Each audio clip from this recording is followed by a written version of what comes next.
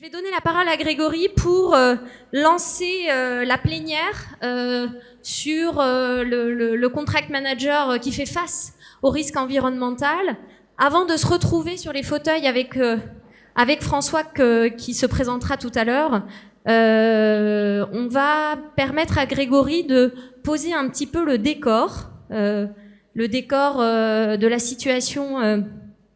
situation qui est la nôtre en tant qu'être humain, mais aussi en tant que contract manager, évidemment, face à ce risque environnemental. Je pense que cette présentation nous permettra de bien nous mettre dans le bain avant de débattre ensuite sur les fauteuils. Grégory, c'est à toi. Oui, merci beaucoup, Nawel. L'idée, c'est effectivement de faire un peu de pédagogie sur le sujet. On n'est pas tous au même niveau en termes de connaissances sur le risque environnemental et on ne peut pas en discuter avec François tout à l'heure dans l'optique du contract management si on n'a pas certaines informations de base. Voilà, donc certains d'entre vous peut-être auront déjà un certain niveau de connaissance, d'autres sont totalement ignares sur le sujet, on verra bien.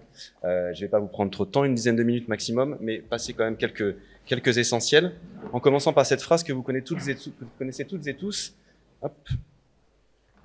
Il vient d'un ancien président, notre maison brûle et nous regardons ailleurs, ça date de 2002. Alors on va revenir dans le temps, remonter dans le temps comme ça avec un certain nombre de citations d'experts ou non, de politiciens, d'économistes, pour montrer que c'est un sujet en fait qui a été peu considéré, alors que la problématique a été identifiée il y a déjà très très longtemps, malheureusement, et on se rend compte aujourd'hui qu'on n'agit pas assez. Alors d'abord, pourquoi? Où est-ce qu'on en est? Qu'est-ce qui se passe quand on parle de réchauffement climatique? Qu'est-ce qu'on a en tête et en quoi ce réchauffement climatique provoque un risque environnemental qu'on va retrouver sur nos projets et nos cycles de vie contractuels? Bon, très simplement, à travers cette petite présentation, vous voyez ici sur ce schéma l'évolution de la température du globe terrestre, à la surface du globe, depuis l'ère pré-industrielle. D'accord? Bon, donc on a sur la partie rose le facteur humain et puis sur la partie orangée le facteur naturel.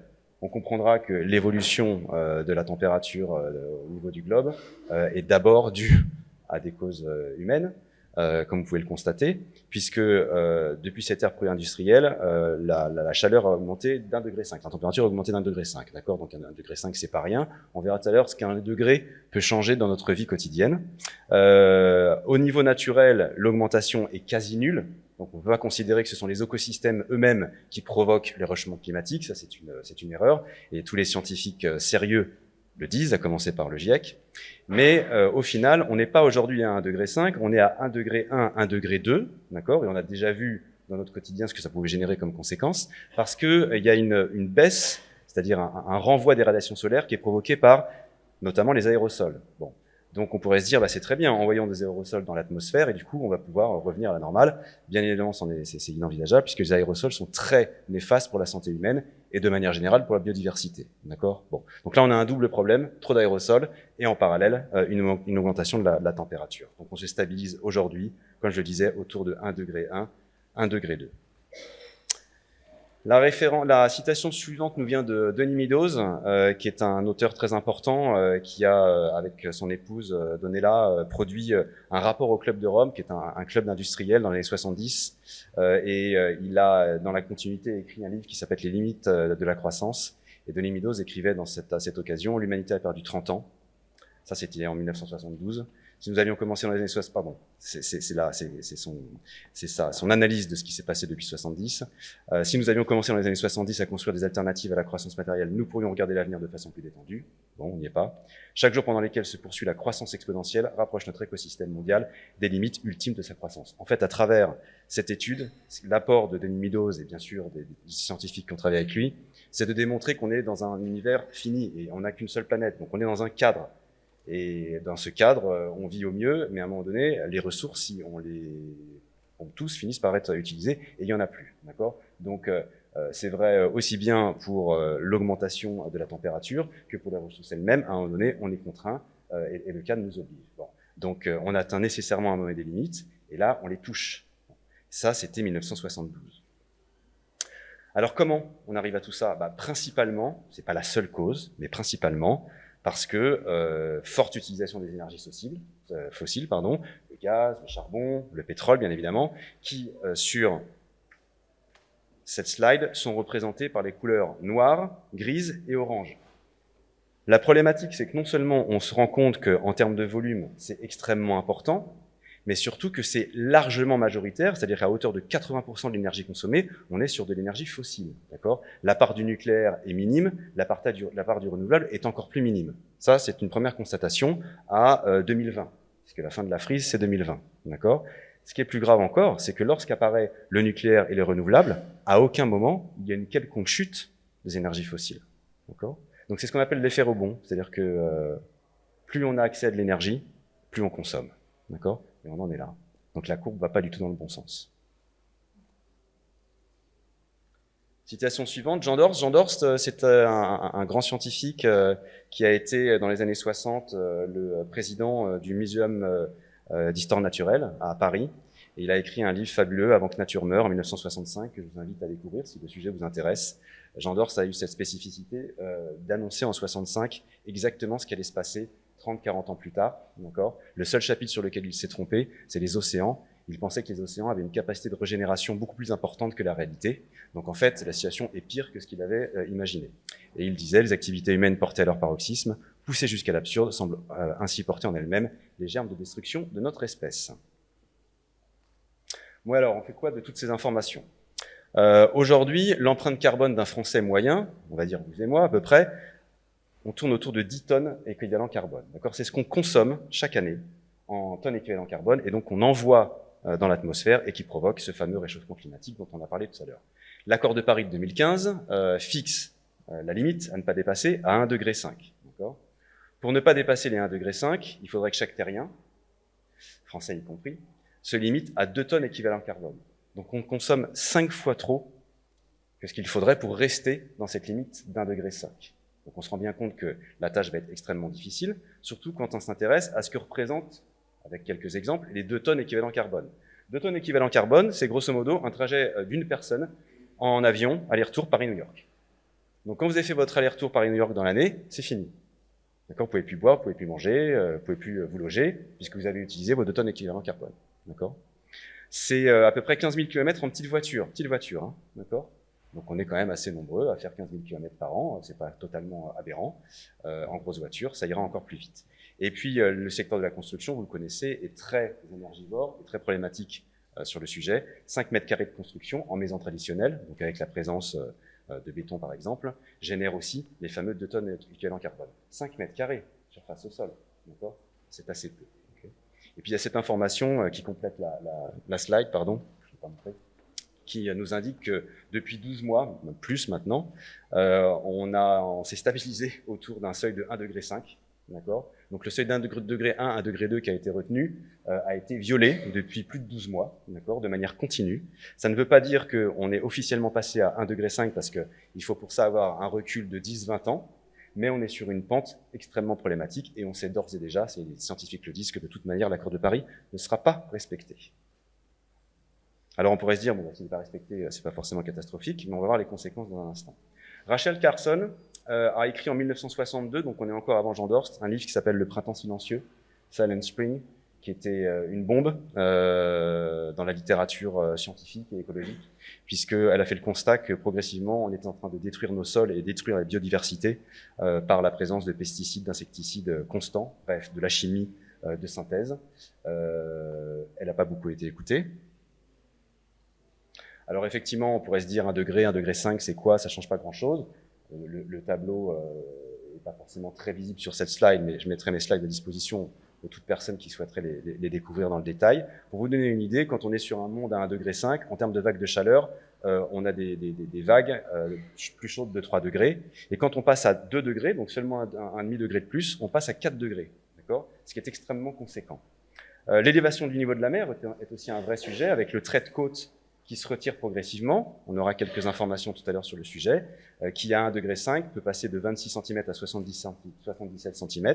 Et quand on a un demi-degré de plus, on est sur une hausse de 30 cm à 93 cm.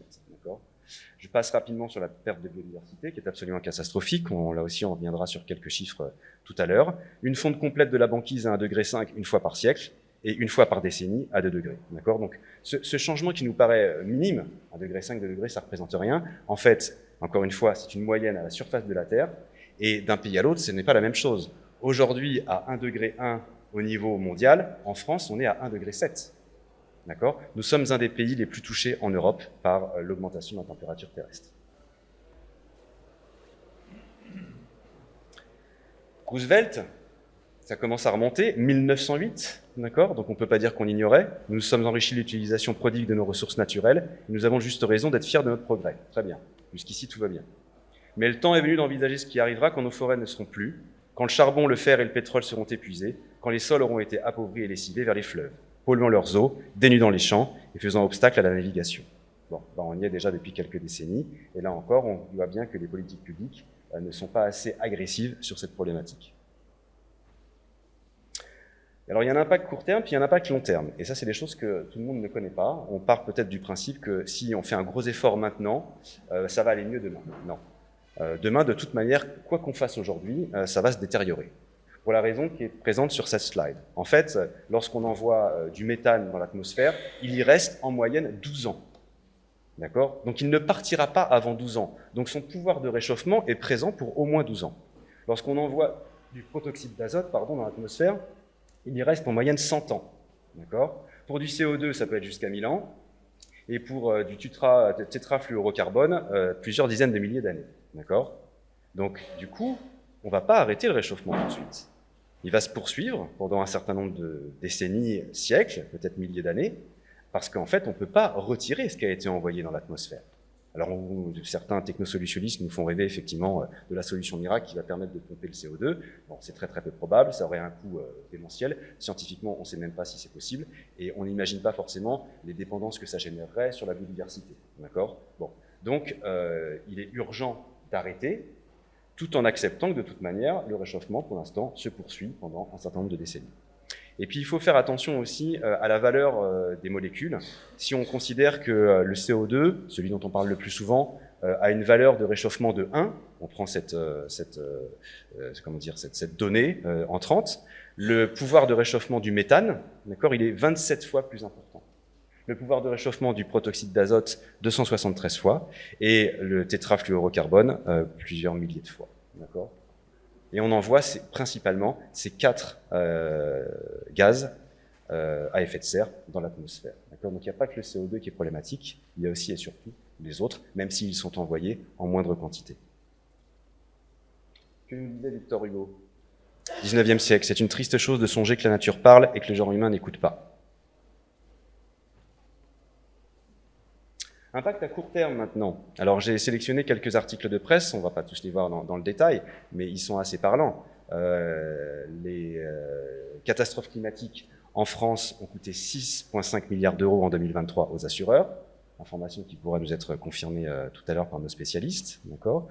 Vous avez déjà entendu parler des fortes sécheresses dans les Pyrénées-Orientales, au point qu'aujourd'hui, on est obligé de repenser non seulement notre manière de faire de l'agriculture, mais sans doute abandonner certaines terres qui sont de toute manière tellement sèches et peu irriguées ou irrigables qu'on va devoir perdre du territoire sur ces zones-là qui nous nourrissaient. La biodiversité, bon, c'est une catastrophe puisqu'on se dirige vers la 6e extinction de masse. Ça aussi, c'est un terme que vous avez déjà entendu, avec une chute de la population des oiseaux en 40 ans de près de 50%, et les insectes entre 70 et 80%. D'accord ? Et puis un exemple assez frappant, le dernier, tout en bas de la slide, les Sables d'Olonne, une ville que vous connaissez toutes, une ville côtière, balnéaire, qui de par ses événements climatiques extrêmes et répétés, n'est aujourd'hui plus assurable. Donc on pourra faire le lien entre cette problématique à l'échelle d'une ville et notre capacité à assurer nos projets, nos cycles de vie actuels. Ça sera l'objet de la discussion, notamment avec François tout à l'heure. Alors là, on est vraiment très très très loin dans le temps. C'est Plinée l'Ancien, d'accord, on est à l'époque romaine, 77 après Jésus-Christ. Nous suivons toutes les veines de la terre et vivant sur les excavations que nous avons faites, nous nous étonnons que parfois elles s'en trouvent ou qu'elles tremblent. Un petit focus France, puisqu'on est directement concerné dans cette salle. J'ai été très intéressé par cette synthèse de l'École polytechnique fédérale de Zurich, qui a voulu se projeter en regardant les 520 plus grandes villes du monde en 2050. Et elle s'est projetée avec le suivi du scénario SSP2 4.5 du GIEC, c'est-à-dire un scénario modéré, avec stabilisation progressive. D'accord ? Nous, aujourd'hui, on est plutôt mal placé par rapport à ce scénario. Mais imaginons qu'on reste un tout petit peu optimiste et qu'on se stabilise autour de ce scénario. En 2050, Paris en termes de climat et de réchauffement serait l'équivalent d'Istanbul. D'accord ? Donc on n'a pas besoin d'être allé à Istanbul pour se rendre compte des conséquences que ça aurait sur notre vie quotidienne, d'accord ? Avec des vagues de chaleur d'ici la fin du siècle qui vont atteindre un nombre de morts très considérable en France. L'idée de diminution du rendement agricole assez catastrophique, d'accord ? Donc ça nous intéresse directement dans notre quotidien. Des pénuries d'eau, pardon, on en a vu tout à l'heure un exemple dans les Pyrénées. Et puis des inondations de plus en plus fréquentes avec, comme je disais, les zones côtières qui sont très impactées. Le trait de côte se retire. Aujourd'hui, 900 000 personnes menacées et peut-être d'ici la fin du siècle, 1,7 million. Je termine avec ces deux citations que je trouve assez puissantes. La première d'un économiste anglais, Kenneth Boulding, qui disait « Celui qui croit que la croissance peut être infinie dans un monde fini est soit un fou, soit un économiste. » D'accord ? Donc, je vous laisse méditer sur cette phrase savante. Kenneth Boulding, lui aussi, tout comme Denis Meadows, avait bien compris que nous étions dans un monde fini. Pas fini terminé, fini au sens, il est dans un cadre et on ne peut pas sortir du cadre. Et toutes les promesses de voyage spatial n'y remettront, apporteront aucune solution valable, en tout cas à court terme. Et puis Antonio Gramsci, philosophe italien, qui nous laisse sur une note mi-figue mi-raisin, sucré-salé. Il faut savoir combiner le pessimisme de la lucidité et l'optimisme de la volonté. Donc on ne sera pas que pessimiste, mais on sera lucide, et puis on va essayer d'être très optimiste par notre force de volonté. Voilà, je vous remercie pour votre attention. On va s'appuyer sur tout ça pour maintenant le replacer sur nos projets et nos cycles de vie contractuels. Merci Grégory. Merci beaucoup. Merci Antonio, cette phrase est vraiment intéressante pour enchaîner avec le débat. J'invite François et Grégory à s'installer sur les fauteuils.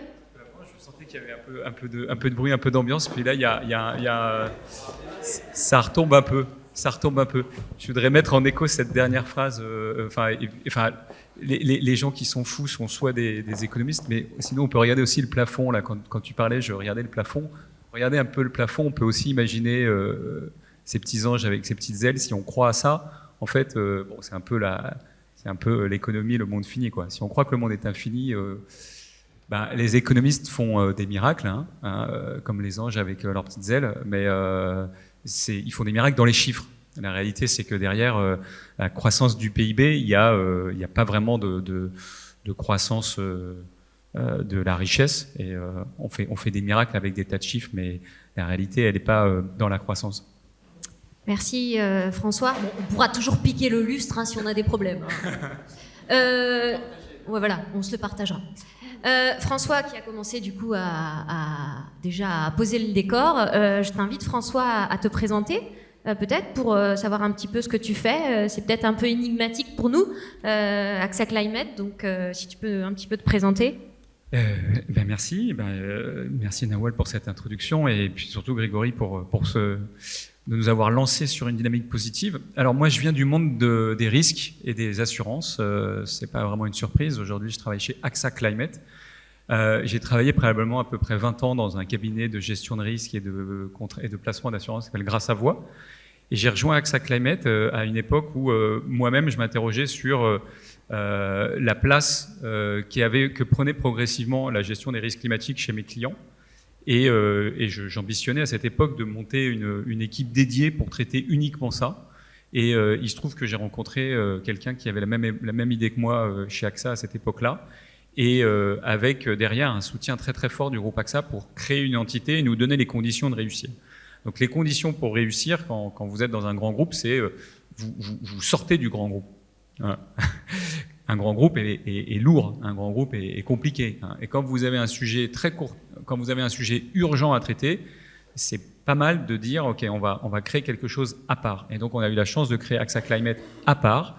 Et donc AXA Climate, c'est aujourd'hui 200 personnes avec des bureaux à part, un système informatique à part, une politique RH à part. On est tous très différents et c'est ce qui assure les conditions de notre rapidité.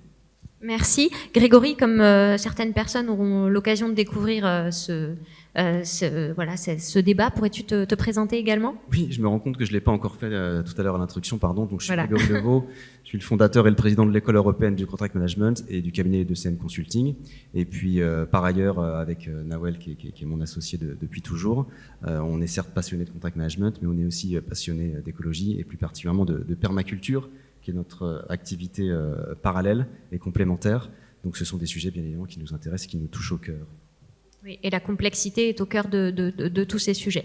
Alors, je vous remercie tous les deux. Je suis ravie de pouvoir animer cet échange avec vous pour voir effectivement, à partir des constats que nous a synthétisé Grégory et qu'a fait François aussi en introduction, de voir comment ce risque environnemental, puisque nous sommes, nous, contract managers, project managers, gestionnaires du risque, hein, c'est la pierre angulaire de notre métier, hein, c'est comme ça qu'on pilote nos cycles contractuels et projets. Donc c'est fondamental pour nous d'aborder tous les risques de façon transverse, et le risque environnemental est un énorme risque pour nous, qui est un vrai sujet de défi. Donc on va voir comment l'aborder au cœur de nos cycles contractuels et projets. Alors pour commencer, je voudrais vous demander à tous les deux, est-ce qu'on peut définir le risque environnemental de façon générale, puis le circonscrire à ce qui intéresse les contract managers dans sa mission quotidienne? Peut-être François d'abord et puis Grégory? Oui, c'est par rapport à l'introduction qu'a faite Grégory, on a vu qu'on avait touché à plusieurs choses. Donc moi, je pense qu'il y a aujourd'hui, pour circonscrire le risque environnemental, un cadre qui nous est proposé par le Stockholm Resilience Center, que vous avez peut-être entendu parler, qui s'appelle les limites planétaires. Les limites planétaires, elles sont au nombre de 9, et en fait, c'est 9 éléments naturels qui permettent la vie sur Terre. Dans ces 9 limites planétaires, il y a le réchauffement climatique. C'est-à-dire que, bien entendu, le climat, c'est un des éléments qui permet de vivre sur Terre. Donc quand on pense qu'au risque environnemental et qu'on dit le risque environnemental, c'est du climat, c'est du carbone, on a faux. C'est pas que ça. Et je le dis vraiment, j'insiste vraiment là-dessus, parce que dans toutes nos entreprises, on est les yeux rivés sur nos émissions de gaz à effet de serre. Donc c'est pas que ça. Il y en a 9 des limites planétaires, je ne vais pas vous les donner les 9, vous tapez limites planétaires sur Google et vous verrez. Et c'est un cadre qui est très sérieux, qui fait référence dans beaucoup de pays, y compris chez nous, et qui a largement inspiré peut-être quelque chose dont vous avez entendu parler, qui est la CSRD. La CSRD est largement inspirée des 9 limites planétaires. Je vous donne les 6 qui sont d'ores et déjà dépassés. Il y a le changement climatique, il y a l'érosion de la biodiversité, il y a le cycle de l'azote et du phosphore, donc c'est principalement les phytos et tous les phosphores qu'on met sur les champs et qui créent de l'atrophisation des rivières. Vous avez le changement de l'usage des sols, donc c'est principalement l'artificialisation des sols. Je prends toujours le temps de dire artificialisation parce que c'est un peu chaud. Tu fais bien. Il y a le cycle de l'eau douce. L'eau douce qui, en France, va être un véritable problème.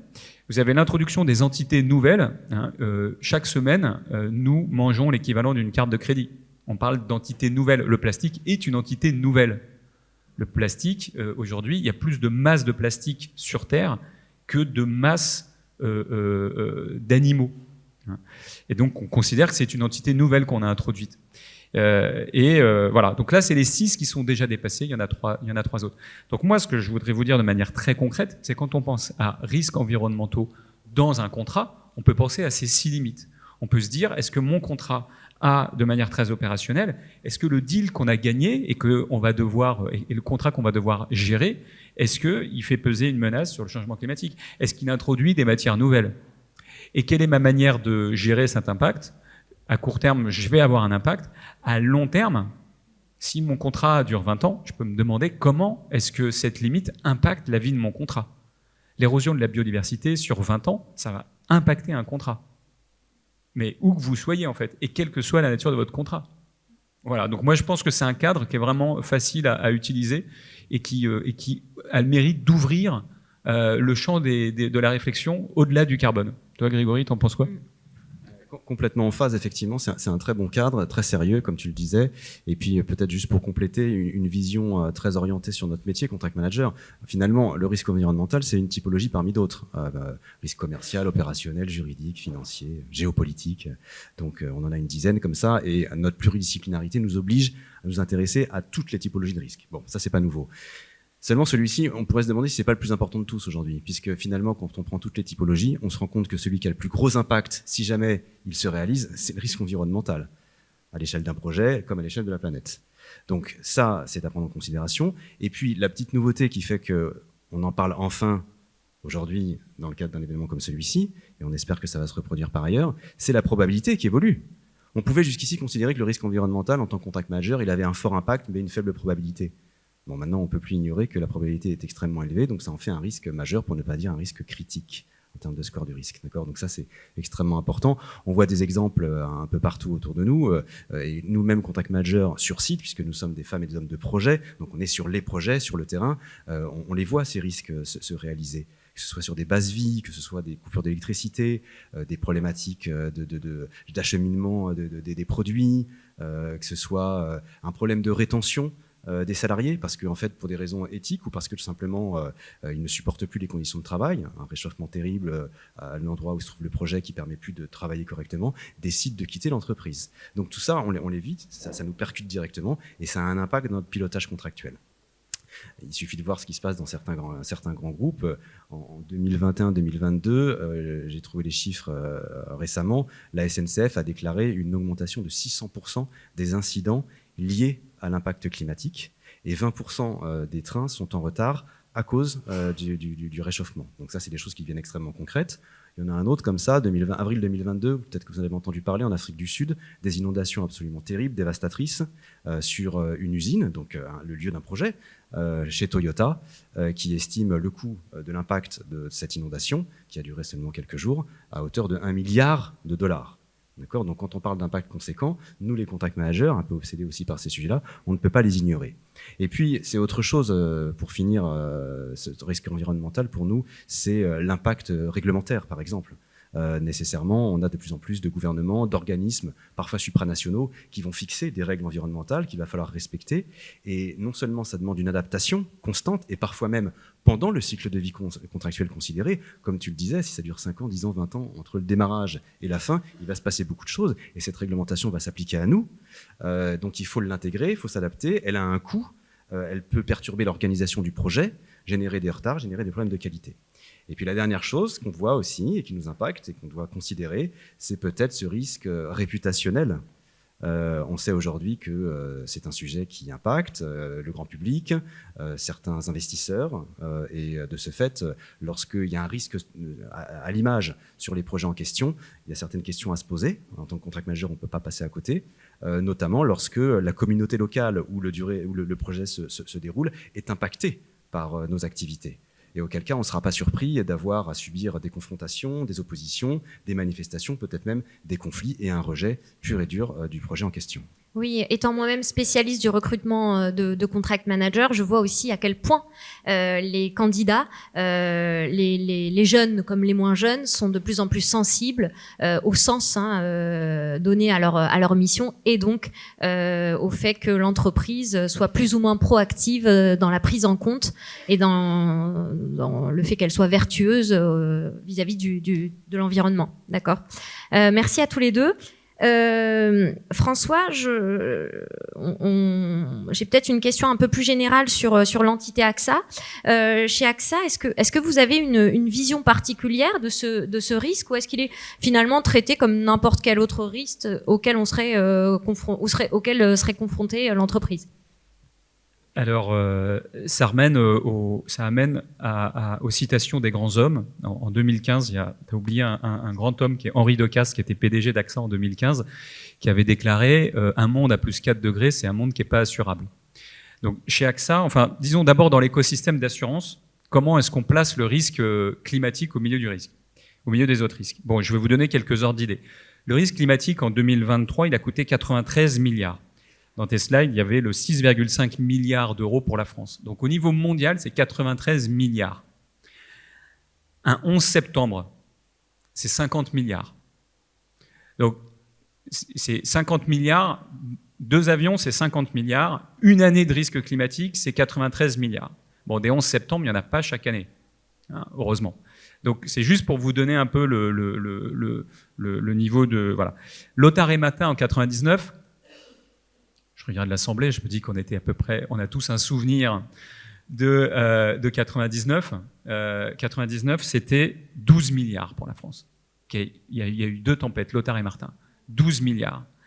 Donc, ce risque climatique, il est très très haut, en fait, dans le suivi du portefeuille. Hein. Et les assureurs ont une exigence de suivi du portefeuille.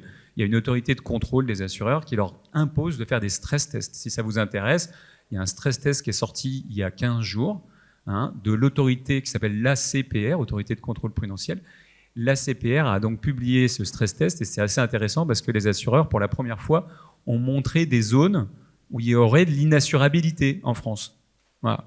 Des zones où ils disent franchement, ces zones-là ne seront plus assurables. Voilà. C'est un peu la première fois qu'ils sont sortis Parce que ce thème d'inassurabilité, il est vraiment porté au plus haut niveau dans les compagnies d'assurance. Mais après, chaque année, il y a aussi des sondages qui sortent sur que disent les représentants des compagnies d'assurance et que disent les grands clients. Et je vous invite à regarder celui qui sort chaque année en février à l'occasion du Forum économique de Davos. Là. Alors, ce qui est intéressant, c'est que les compagnies d'assurance disent ouais, à court terme, le risque terroriste est celui quand même qui fait plus peur que le risque climatique. Sur le long terme, il y a le risque climatique qui prend, sur une période de 10 ans, qui prend vraiment... Vous avez tous les risques environnementaux qui sont en haut. Donc, il y a une distinction court terme, long terme. Ce qui est encore plus intéressant dans ce questionnaire, c'est quand on questionne, et ça renvoie à votre job, quand on questionne les dirigeants de votre niveau de confiance par rapport au management des risques. Donc la question elle est un peu différente. C'est pas de quoi avez-vous peur, mais c'est quel est votre niveau de confiance que vous avez dans le management des risques. Tout en haut, il y a le risque terroriste. Je suis hyper confiant sur la manière dont on gère le risque terroriste. Ouais, c'est vrai, fine. En fait, le risque terroriste, il est quand même vachement bien géré. En dessous, il y a le Covid, enfin, les risques sanitaires. Ils sont hyper bien gérés. Un chef d'entreprise, il se dit, le Covid, même pas mal, en fait. On l'a déjà eu et on a survécu.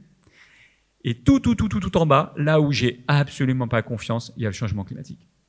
C'est-à-dire que, en fait, les dirigeants, vos dirigeants, les dirigeants des grandes entreprises, n'ont pas confiance dans la manière dont on gère le risque climatique. Ce qui introduit, vous, une sorte de boulevard dans votre job, de le placer au bon niveau, en fait, ce risque climatique. Oui, je suis assez rassurée que nos dirigeants soient lucides, hein, comme nous y invitait malgré tout Antonio. Grégory, pour revenir à notre métier, merci François, en termes de prévention, que peut faire le contract manager dans son pilotage au quotidien des cycles contractuels, vu la menace qui lui pend au nez et à celle de l'entreprise? Plusieurs choses. La première, c'est se former déjà. C'est aussi la raison de cette présentation que je voulais un peu pédagogique sur le sujet. On doit redynamiser notre vision holistique. Et là, on est sur un sujet qui, encore une fois, pour beaucoup d'entre nous, est neuf. Il est complexe. Ça demande beaucoup de données entrantes qu'il faut savoir déchiffrer, analyser. Et puis, on entend aussi un peu tout et son contraire, puisqu'il y a encore un petit peu de climato-scepticisme par-ci, par-là. Donc, il faut qu'on se forme pour qu'on puisse parler avec les acteurs du projet qui ont peut-être cette connaissance ou participer au transfert de cette connaissance de manière à mieux comprendre le risque en question et comprendre en quoi ce risque il est présent sur toute la chaîne de valeur de l'entreprise, sur ses différents processus, comprendre les flux physiques qui peuvent exister sur un projet, au-delà même des responsabilités du projet lui-même. Parce que, en fait, dans un système complexe, on ne peut pas regarder la problématique uniquement par un seul angle. Il faut regarder ça de manière globale et le projet, finalement, est toujours inclus lui-même dans un ensemble plus large. Donc, on doit comprendre aussi les flux physiques, les processus de cet ensemble plus large. Ça, c'est très important. Et puis, l'erreur qu'on fait aussi souvent dans cet apprentissage, c'est qu'on nous pousse à ne regarder que les risques associés aux actifs de l'entreprise, aux actifs du projet. Je pense notamment à des bâtiments. Mais les risques ne sont pas seulement sur des bâtiments, les risques sont aussi sur notre capacité à assurer un évitement d'une quelconque pollution du site. Comment on va gérer le transfert des produits entrants et puis des produits finis. Comment on va gérer nos déchets. comment on va s'assurer que les personnes qui sont présentes sur nos projets vivent correctement sur la base vie, etc. etc. Donc il y a beaucoup de dépendances en fait qui ne dépendent pas seulement des actifs de nos entreprises qui malheureusement sont un peu obnubilés par ces sujets-là. Donc ça c'est la première chose. La deuxième chose, ça consiste à construire et à piloter nos contrats en s'intéressant à la fois aux stratégies d'atténuation et d'adaptation. Si on veut réagir correctement au risque environnemental, il faut travailler sur les deux sujets. Atténuation, adaptation. La partie atténuation, c'est tout ce qui touche à la réduction de l'aléa. D'accord ? Comment on peut faire en sorte que les causes de l'aléa soient réduites le plus possible. Okay ? Par exemple, j'ai un site à proximité d'un site forestier, j'y construis une usine et il y a de l'équipement susceptible de provoquer des étincelles et donc derrière un incendie.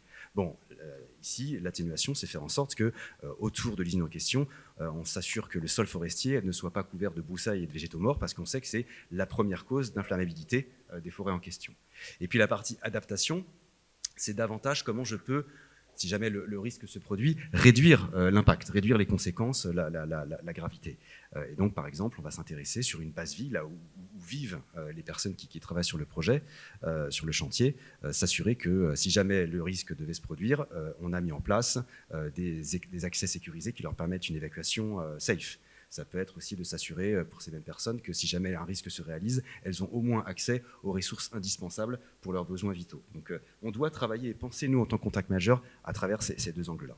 Et puis, il y a aussi toute la partie qui est peut-être plus propre au contrat lui-même. Je pense notamment à toute la conformité réglementaire, on en a parlé un petit peu tout à l'heure, sur laquelle il faut anticiper et faire en sorte que le contrat reprenne les exigences normatives qui nous sont imposées, que ça passe par des procédures, des licences, différents permis et autres. On ne peut pas passer à côté du sujet quand on est contract manager. Je rappelle toujours, dans contract manager, il y a contract, donc il y a la logique du juridique, donc le réglementaire en fait pleinement partie.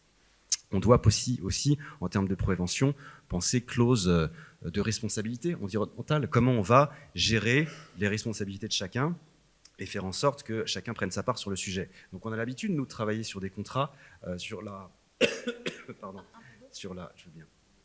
la distinction entre les responsabilités prestataires, fournisseurs, clients, sous-traitants, et ça inclut cet environnement, à 360 degrés. C'est pas le Covid, je vous promets, mais c'est autre chose, je ne sais pas quoi exactement. Le transfert de risque est un sujet majeur, bien évidemment. Alors il y a le transfert de risque vers l'assureur, mais on a cru comprendre avec François que ça n'allait pas être la solution d'avenir, d'accord ? Bon, en tout cas, ça sera limité, et on ne peut pas penser uniquement à travers cette perspective, c'en est une parmi d'autres. Voilà. Il y a aussi des transferts de risques vis-à-vis d'autres parties, vis-à-vis des sous-traitants. En tout cas, c'est des choses qu'il va falloir contractualiser, parce qu'encore une fois, on est sur des impacts qui sont extrêmement forts. On peut penser en prévention, même si c'est un outil qui ne me passionne pas, sur des pénalités pour non-conformité. L'idée de la pénalité ici, c'est de faire prendre conscience et de pousser l'autre partie à se saisir du sujet. Parce que de temps en temps, malheureusement, on est comme ça en tant qu'être humain, on a besoin du bâton pour avancer et comprendre la problématique. Donc, la pénalité n'étant qu'une motivation, pas forcément une sanction. Tout à fait, absolument. On pourra là aussi repenser, réinitialiser certaines de nos clauses de force majeure ou d'imprévision. Le Code civil est assez clair sur le sujet, mais on peut peut-être améliorer le niveau rédactionnel en étant plus précis sur la manière dont la force majeure va se mettre en place et cette clause d'imprévision qui reste encore dans la loi un petit peu floue. On a du mal à le saisir, cet article en 195, on ne sait même pas s'il est véritablement d'ordre public. Donc on est typiquement, avec ces deux sujets-là, sur une possibilité de travailler en amont sur la problématique. Alors, François va pouvoir compléter, je pense qu'il va pouvoir nous donner des éléments. Je fais juste un petit clin d'œil à nos stagiaires, à l'École européenne de contract management. Vous avez compris pourquoi on vous maltraite autant sur la stratégie des risques et pourquoi on en fait un sujet majeur de la formation certifiante en contract management et au niveau expert avec les risques systémiques. Alors, François, juste... Pour finir, oui, je voudrais juste terminer, excuse-moi, parce qu'il y a une ou deux choses encore importantes. Je pense aussi reporting environnemental. C'est un vrai sujet sur lequel on va devoir travailler, nous, les managers. Collecter les données avec les autres parties prenantes et faire en sorte de les transmettre aux bonnes personnes. C'est absolument essentiel dans cette logique de préparation au risque et de prévention. Et finalement, je mets peut-être un peu les pieds dans le plat, mais on a le droit en tant que contact manager de pousser le no-go, de faire en sorte que peut-être le projet ou le contrat ne se signe pas. Alors ça peut faire mal aux oreilles de certains, mais quand on regarde certains projets aujourd'hui en France, la 69 pour ne pas le citer, on peut avoir tous notre idée sur le sujet, moi j'ai la mienne, on peut penser que ce n'était pas forcément le meilleur projet absolument indispensable, en tout cas à minima d'un point de vue environnemental et de la biodiversité. Donc il nous revient aussi de dire, pour des causes liées à des risques environnementaux qu'apparemment on ne maîtrise pas très bien, peut-être faut-il envisager un no-go sur ce projet et se concentrer davantage sur d'autres sujets. C'est notre transversalité qui nous donne cette légitimité, hein, et ça c'est important d'en jouer. Hein. Contract manager, influenceur, pas décideur, mais l'influenceur confine parfois aux décideurs. Si effectivement l'analyse est pertinente et qu'on est transverse, et notre rôle nous permet justement de nous positionner dans cette transversalité. Donc, ce qui n'est pas le cas de beaucoup de personnes, excepté le pilote de projet opérationnel, mais qui n'a pas toutes ses connaissances. François, est-ce que tu pourrais, pour compléter aussi ce que dit Grégory, est-ce que tu pourrais nous donner les préconisations d'AXA Climate sur cette phase de prévention ? Je reviendrai sur la formation plus tard, mais très concrètement sur la partie prévention, moi je recommande 2 choses. C'est d'abord d'aller au-delà du pur réglementaire. J'ai appris, moi par exemple, j'ai appris récemment que il n'y avait pas d'interdiction formelle dans le Code du travail de refuser de travailler en raison de la chaleur. Donc c'est pas réglementaire. Ok, et en fait, il y a quand même eu 4 morts. Il y a quand même eu 4 morts en Champagne en début septembre.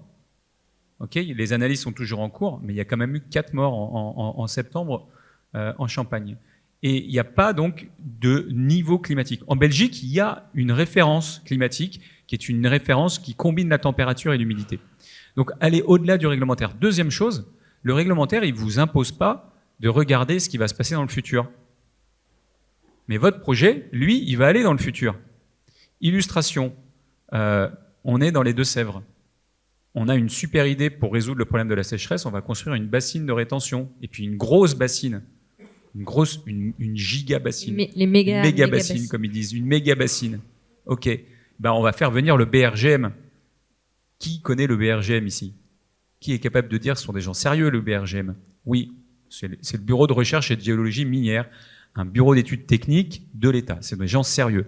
Et on dit au BRGM, est-ce que tu peux poser un avis technique sur le projet? Le BRGM dit oui, le projet, il est bien. Et puis, en fait, le projet, il est retoqué plus tard par la Cour administrative de Poitiers, qui dit, en fait, le BRGM, il n'a pas bossé sur ce qui allait se passer dans le futur.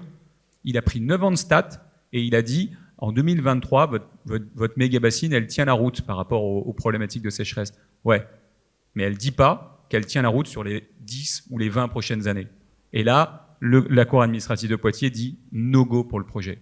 Conclusion, vous faites un projet, vous prenez de la prévention future. Vous vous projetez sur les 5, les 10, les 15 prochaines années de ce qui va se passer. Peut-être même que votre projet, dans 20 ans, vous allez être content de le revendre à quelqu'un. Votre investisseur, il va être content de le revendre à quelqu'un. Donc projetez-vous sur même la période, le double de cette période, parce que ce quelqu'un, quand il va acheter votre projet, il va dire ce truc-là, il va devenir quoi dans 10 ans? Donc projetez-vous sur le double. Voilà, moi c'est intéressant. Le pouvoir judiciaire donc sanctionne le court terme, l'approche court terme en matière de. Alors, en l'espèce à Poitiers, oui. C'est pas ce qu'ils ont fait à Perpignan sur le Golfe. Donc le juge reste souverain et le juge, c'est une personne. Hein. Ça reste. Il y a une part de subjectivité dans l'appréciation de la décision du juge, et ça, c'est OK. Ça, on l'accepte parce que c'est notre système judiciaire, c'est comme ça. Mais il y a aussi un promoteur qui a eu une interdiction de son permis au motif que l'immeuble faisait peser une menace supplémentaire dans le futur sur la demande en eau. Un maire a dit, moi, il y a trop, je veux pas 10 personnes de plus. En Suisse, il y a des villages, ils ont dit no go, c'est terminé en fait. On est 2000 dans le village, on ne sera pas 2001. Il faut qu'il y en ait un qui parte pour qu'il y en ait un nouveau qui arrive. Bon, en France, c'est pas autorisé encore ça, mais il y a quand même ce que je veux juste dire, c'est se projeter dans le futur, c'est essentiel. Et nous, on fournit des tas de données quand on travaille avec des clients. Ils nous disent, OK, montrez-moi mon usine dans les 30 prochaines années. Les vagues de chaleur, les machins, les trucs. Ouais, c'est intéressant. Si on continue un petit peu et qu'on se dirige vers on parlait d'aléas tout à l'heure, on va y revenir. Si le risque se réalise, je devrais plutôt dire, quand le risque se réalise, quel rôle l'assureur peut jouer et quel sera celui du contract manager. Alors, AXA Climate, François en l'occurrence, n'est pas clairement sur le rôle de l'assureur, mais il peut quand même nous éclairer un petit peu. Mais si, en fait, quand le risque se réalise, l'assureur, à un moment, il paye, hein, s'il y a un contrat d'assurance. Ok, on est d'accord avec ça. Il y avait un aléa, machin, etc. L'aléa survient. Bon, les risques, on a fait un contrat d'assurance. C'est stipulé, normalement, quand le risque se réalise, on paye. La problématique, c'est quand le risque n'est plus un risque. C'est-à-dire que quand il y a disparition de l'aléa, ça n'est plus un risque. Et là, c'est stipulé par le Code des assurances. Vous pourrez demander ce que vous voulez à votre assureur. Votre assureur, s'il n'y a pas d'aléa, il ne peut pas vous faire un contrat d'assurance parce que c'est légal. Il doit exister un aléa. Donc, quand l'aléa disparaît, l'assureur, il dit, en fait, c'est terminé. Donc là, ça nous implique de changer complètement notre rôle. Et puis, vous avez des risques qui ne sont pas assurables. Le risque de stress hydrique, il n'est pas assuré en France. En fait, quand il y a une autorisation, quand il y a une restriction préfectorale sur l'usage de l'eau, ça ne peut pas être assuré dans un contrat d'assurance parce qu'il n'y a pas de dommage. Voilà. La plupart des contrats d'assurance, quand même, en perte d'activité, ça fonctionne quand il y a un dommage. Quand vous avez une usine qui doit fermer parce que le préfet a dit stop, c'est terminé, il n'y a pas de dommage, donc c'est pas assuré. Donc ce que ça impose pour une compagnie d'assurance comme nous, c'est de changer notre regard sur ce qu'on fait et de sortir de notre zone de confort. Et nous, ce qu'on a décidé de faire, c'est d'aller sur la formation. C'est pour ça que ça me permet de rebondir sur ce que tu disais. On a décidé, nous, chez AXA Climate, d'aller dans la formation. Là, si je suis là aujourd'hui, c'est aussi pour faire de la formation, et ça va peut-être vous faire rire, mais nous, notre bonus collectif, il y a un critère qui donne le bonus collectif en fonction du nombre de formations qu'on fait. On est 200. Invitez François, donc. Ouais. On est 200, on doit faire au minimum 400 sessions de formation. Voilà. On a lancé aussi une école d'e-learning. On a aussi lancé une école pour les dirigeants, un parcours pour les dirigeants pour changer de regard sur ce qu'ils font, un parcours pour les RH aussi. Et dans le parcours pour les RH, on traite du sujet des fortes chaleurs. On les fait venir dans un camion, dans un Algeco, et on fout la température à fond. Et on leur dit, faites la réunion là. Et c'est vachement apprenant. Hein. Vous mettez un COMEX là-dedans, on leur dit, faites votre COMEX à 45 degrés, on va voir. Ça rigole pas en fait. Et donc on fait tout ça, et parce que en fait, il faut bien comprendre qu'il y a vraiment des choses qu'on ne pourra plus assurer. Il n'y a plus d'aléas. Donc il faut qu'on rentre sur comment est-ce qu'on forme les entreprises à s'adapter, ce que tu disais, à gérer les conséquences, et comment est-ce qu'on forme les entreprises à gérer les causes, à comprendre les causes pour agir. Voilà. Donc on sort complètement de notre zone de confort. Aujourd'hui, presque chez AXA Climate, le business formation, il dépasse le business assurance. On a gardé un business assurance chez AXA Climate d'assurance des risques climatiques, mais le business formation, il est plus important. François, juste pour terminer, tu parlais de dire il faut qu'il y ait un aléa, mais il se passe des phénomènes climatiques récurrents dans certaines régions de France déjà. Comment on fait pour savoir quand l'aléa n'existe plus ? Qui tranche en fait ? Parce que c'est important pour nous de savoir. D'abord, il y a une première manière de trancher, c'est votre prime d'assurance. Est-ce que vous pouvez la payer ou pas ? Alors, bonne nouvelle, vous avez vous le savez peut-être pas, mais je vous le dis, au 31 décembre, votre contrat d'assurance multirisque habitation, tous en connaît, notre contrat d'assurance va augmenter. Parce que la prime CatNat, c'est-à-dire ce qui permet de financer le régime CatNat en France, passe de 12 à 20%. Bon, après, on va aller au-delà. Si vous êtes dans une zone multisinistrée, votre assureur, il va augmenter la prime. Donc ça, c'est la première peine. Quelque part, économiquement, on tranche. Après, il y a à l'État de trancher. Alors, les assureurs disent sagement à l'État, c'est pas à nous d'organiser le territoire, c'est à vous, l'État, d'organiser le territoire. Eux, d'une certaine manière, ils l'organisent quand ils augmentent les primes. Les Sables d'Olonne, on a vu là, voilà. Mais à l'État de dire réellement, il y a des territoires qui doivent être inassurables. Donc c'est l'État. On attend beaucoup que l'État le fasse. Nous, on va envoyer, l'assureur peut envoyer des signaux. Et je pense que c'est ultra sain. On disait que, il faut le regarder positivement aussi. Si vous avez un signal d'un assureur qui vous dit votre projet, je ne l'assure pas, vous allez discuter pourquoi tu l'assures pas, quoi. Ouais. Ah ouais, fais voir tes hypothèses. Ouais, mais attends, mais moi j'avais pas du tout envisagé. Ah mais effectivement, c'est un projet pourri, quoi. Donc on n'y va pas. Il y a quand même une bonne raison pour laquelle il n'y va pas, l'assureur. C'est pas. Bon, hein. Je vois Widad Loncel dans le public qui est assureur général AXA, qui est tout en effervescence, je pense, face à ce sujet. Vous pourrez aller la voir à la pause networking. J'ai l'impression qu'elle a des choses à dire. Donc voilà. Merci. Grégory, est-ce que tu veux... Juste la vision contract manager, cette fois, peut-être d'abord, si ça se produit, donc on est sur un risque avéré, donc maintenant on est sur un problème. L'analyse d'impact, bien évidemment. Tout de suite, on évalue l'impact sur site. Et au-delà du site, encore une fois, quelles sont les dépendances externes liées à ce risque qui s'est réalisé. S'il y a eu un plan de gestion de risque, on l'active à minima, donc encore faut-il qu'il y en ait eu un, mais en tant que contact manager, on aura tout fait pour le mettre en place dans le cadre des mesures préventives. La communication à toutes les parties prenantes, internes d'abord, et puis aussi externes, il y a des choses à déclarer officiellement lorsque ça se produit. Est-ce que ce sera le contract manager qui le fait ? Peu importe, est-ce qu'on doit l'orchestrer, en tout cas s'assurer que ça sera fait par les bonnes personnes ? Oui, comme toujours, parce que cette pluridisciplinarité fait que on ne peut pas passer à côté d'un sujet aussi important. Les mesures correctives qui doivent être mises en place immédiatement, parce que tout à l'heure, je citais l'évaluation de l'impact, mais c'est peut-être seulement le début de l'impact. On ne sait pas jusqu'où ira cet incendie. On ne sait pas jusqu'où ou combien de temps durera cette inondation, etc., ou cette sécheresse extrême. Donc on doit travailler à mettre en place au plus vite des mesures correctives avec les opérationnels qui vont nous permettre de limiter au maximum l'impact de ce risque qui s'est réalisé. On peut aussi travailler sur une évaluation post-incident. On est beaucoup dans la logique de l'optimisation en tant que contact manager, l'amélioration continue, d'accord. On sécurise et on optimise les cycles de vie contractuels et les projets. Donc le post-incident nous intéresse que ça passe par un REX, un retour sur expérience, une adaptation des processus, des procédures, changer les méthodes, d'accord, peut-être changer les femmes et les hommes concernés. Voilà, essayer de tirer bénéfice de ce qu'on a vécu pour faire en sorte que la fois suivante, ça se passe un petit peu mieux. Je pense aussi à la gestion éventuellement de litiges environnementaux, parce que l'impact générera peut-être un litige, un contentieux, auquel cas on aura bien sûr notre rôle à jouer en tant que contact manager comme dans tout litige, soit par la voie amiable autant que possible, soit aller défendre main dans la main avec juristes, avocats, la problématique devant les tribunaux, et auquel cas on aura des éléments dans le dossier, à charge ou à décharge, et puis finalement peut-être revoir sa police d'assurance. C'est super important ce que tu dis sur le retour d'expérience. C'est la mémoire du risque. En fait, dans les organisations, comment est-ce qu'on inscrit la mémoire du risque ? Dans les villes, parfois, on inscrit la mémoire du risque en mettant un petit panneau inondation, repère inondation 1923, inondation machin. Mais en fait, dans les entreprises, tout est digital. Elle est où la mémoire du risque ? Ou alors, quand c'est pas digitalisé, quoi. La mémoire du risque, ah bah oui, c'est un tel et un tel qui l'ont la mémoire du risque. Ouais, mais un tel et un tel, ils sont partis et machin. Et donc plus personne ne se souvient. Et nous, on commence toujours par ça quand on fait des visites de risque. Quand on fait des visites pour aider les entreprises à se projeter dans le réchauffement climatique, on commence par leur dire qui se souvient de la canicule de telle année ?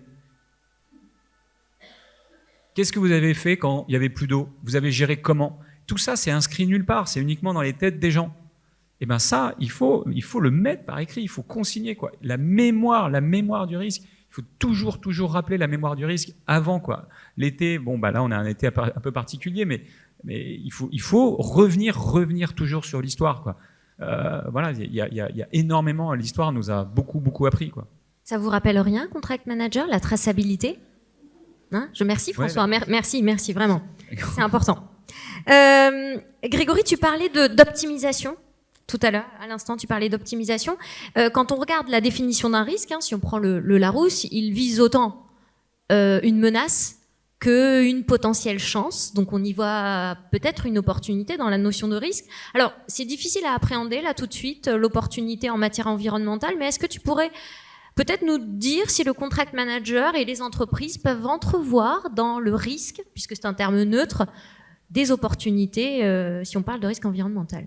Je suis obligé, puisque moi-même j'enseigne qu'effectivement un risque c'est une menace et une opportunité. Oui. Donc on va essayer de faire l'effort. Ça peut paraître difficile de trouver effectivement une logique d'opportunité au cœur du risque environnemental, mais d'un autre côté, c'est parfois quand on est au pied du mur et lorsqu'il y a quasiment plus d'espoir qu'on est les plus à même d'agir. Donc c'est peut-être la première opportunité, c'est que faire face au risque, c'est enfin l'obligation de le prendre en considération et d'agir. C'est ce qui fait qu'on a perdu 30 ans, voire beaucoup plus, comme le disait dans la citation tout à l'heure Denis Meadows, c'est qu'en fait, il n'est pas suffisamment visible. donc on ne se sent pas concerné dans notre quotidien. Donc tant qu'on ne se sent pas concerné et qu'on n'est pas au pied du mur, pour l'instant, on laisse les décennies passer.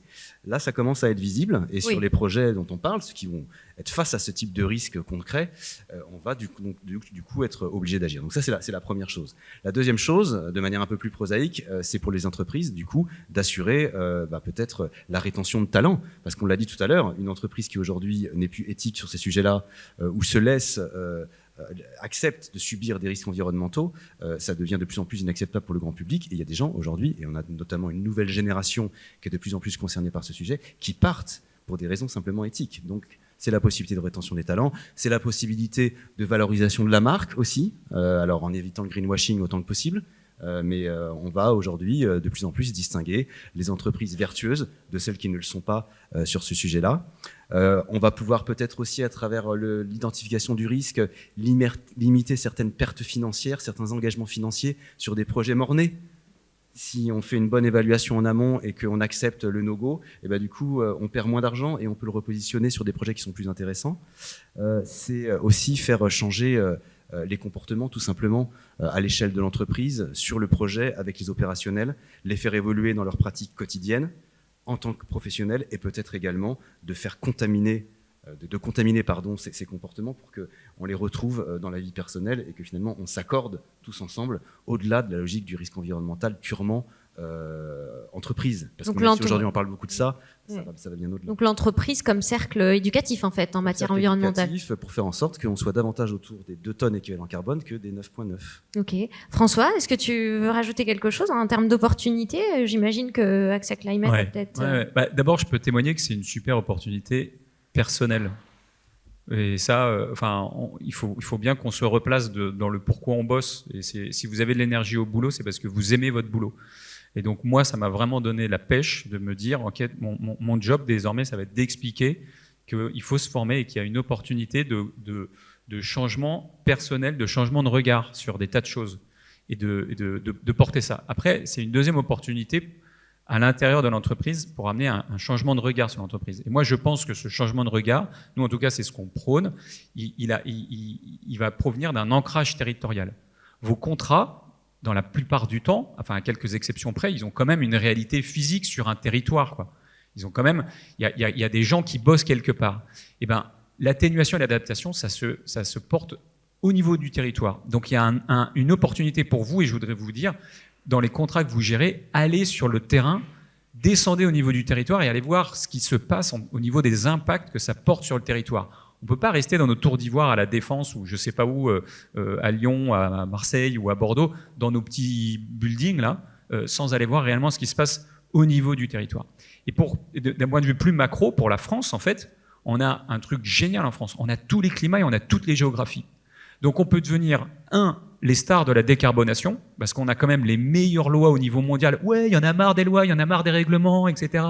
Les autres, ils n'ont pas ça, les autres, ils n'ont pas ça. Les autres, ils les auront. Nous, on a 10 ans d'avance peut-être. Et bien ça, c'est une super opportunité, parce que dans 10 ans, on sera des acteurs économiques bien plus performants qu'eux. On va faire émerger de chez nous les stars de la décarbonation. Et deuxièmement, on va faire émerger les stars de l'adaptation. Parce qu'il va falloir adapter les Alpes, il va falloir adapter la Méditerranée, le littoral atlantique, la Manche. Il va falloir adapter les forêts. On a tout en France en termes de géographie et de territoire. On va devoir tout adapter. On va devoir adapter l'agriculture, on va devoir adapter l'industrie. On a la chance de tout avoir. On a des constructeurs automobiles, on a des constructeurs de bâtiments, on a de l'agriculture. Est-ce qu'il y a de l'agriculture ici? Peut-être pas. J'en sais rien. Oui, monsieur.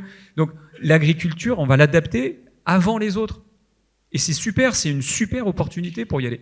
Donc moi je veux dire qu'il y a un message hyper positif par rapport à ça. Oui, c'est une opportunité et il faut foncer, quoi. Et il faut foncer avec les territoires. Je partage ton enthousiasme, mais justement pour construire le chemin, en 2 mots, il faut quand même que les acteurs soient prêts. Le niveau de maturité de nos entreprises, il est comment par rapport à la gestion du risque environnemental? En 2 mots, François puis Grégory. Ouais, moi en 2 mots, je dirais que c'est quand même très intuitu personné. Donc l'opportunité, elle est notre changement perso. À partir du moment où il y a un mec, une femme dans une organisation qui a fait ce changement-là, il va devenir un véritable ambassadeur localement dans l'organisation. Le dirigeant, il va y arriver aussi progressivement. Les dirigeants qui pivotent, ils ont d'abord une expérience perso. Donc la maturité, elle est vraiment différente dans les organisations. Moi, je m'éclate aujourd'hui dans toutes les organisations.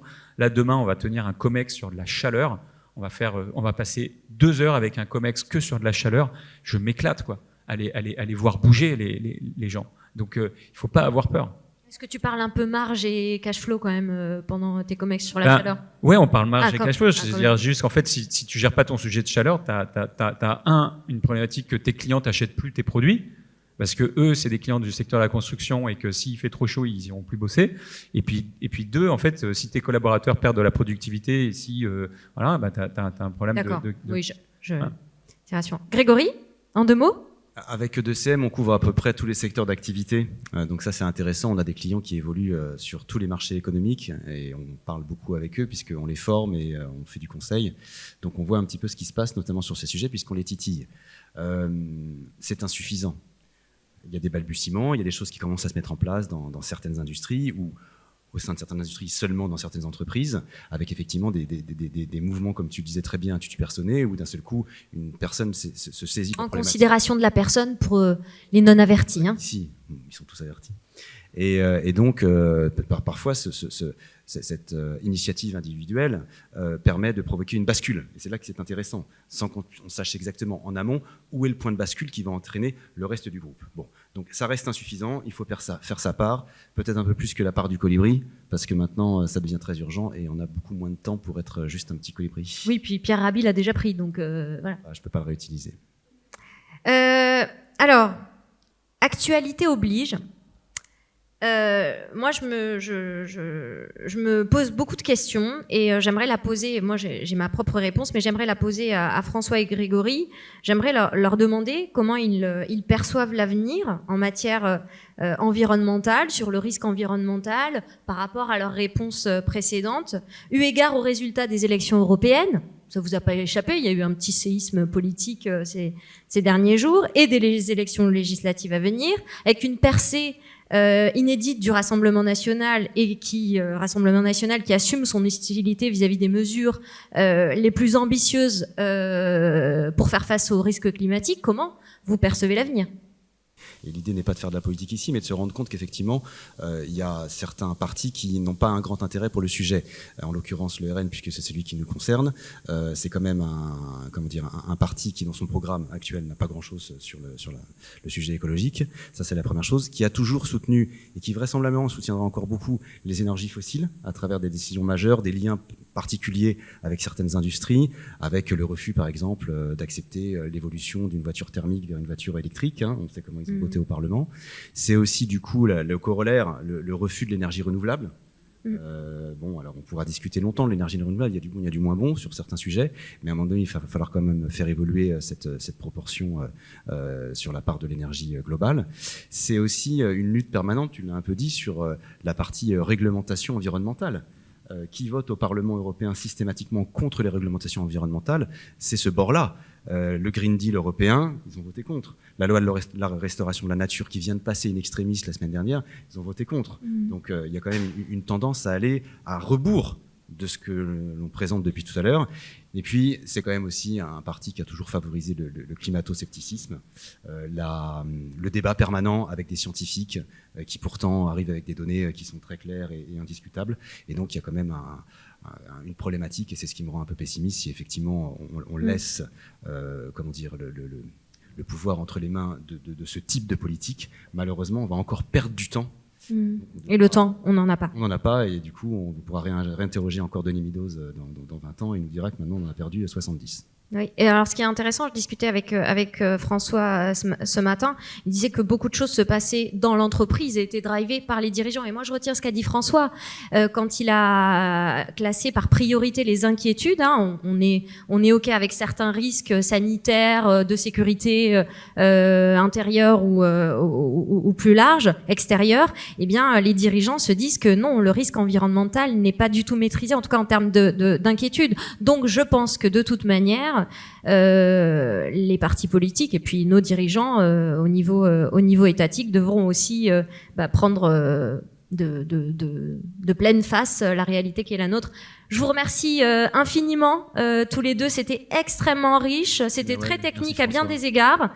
Et moi, je nous félicite de parler de ce sujet qui est fondamental pour le pilotage de nos projets, pour le pilotage de nos contrats et pour nos vies, tout simplement. Merci à tous les deux. Merci Nawel, merci François.